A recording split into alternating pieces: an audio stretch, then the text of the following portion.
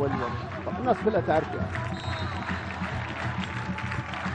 توقف للعب، كرة اللعب داخل منطقة الجزاء. ليما قد يبدأ الوليمة. ليما بيلعبها في المرمى.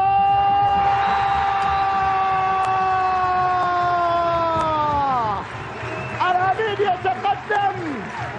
نصر الزمان وأول يتقدم.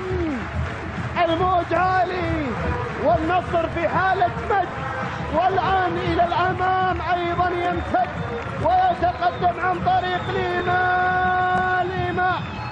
لا تقول لما ولا لماذا، هذا ليما يضعها في المرمى ويعلن عن تقدم العميد بأول هدف المباراة. كاد أن يكون حارس المرمى خالد عيسى كاسر أموال. عبيد تركها، بريشيانو جرب وسدد، الكرة تتخلص. ليما يا سلام.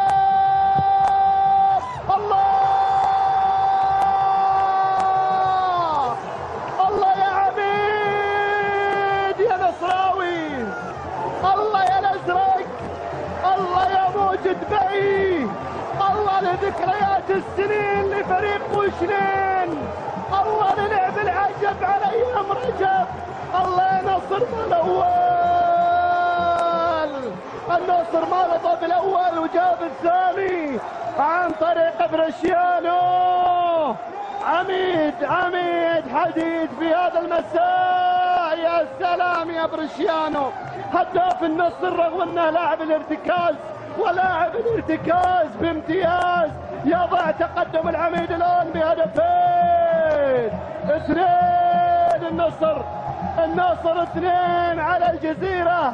سيكون الانتصار الاول في اخر 8 مباريات بالجزيرة. عالية وعرضية داخل منطقة الجزاء امام المرمى. دياكي ما زالت امام المرمى. الجزيرة يقلص في اللحظات الأخيرة عن طريق من تسبب بركلة الجزاء الأولى. لوكاس سنيل يضعها في المرمى ويجعل النتيجة 2-1 حتى تستمر الإثارة في اللحظات الأخيرة. هذه الكرة اللي تهيأت بغياب محمود سجل لوكاس سنيل هدف للجزيرة يقلص من خلال الفارق دائما في الشوط الثاني. هل يعود الجزيرة للمباراة؟ هل يعود في أسوأ أيامه ولياليه؟ الآن خالد سبيل مكان سالم، مساحة عالية وأمامية. لوكاس سنيل بالراس، الله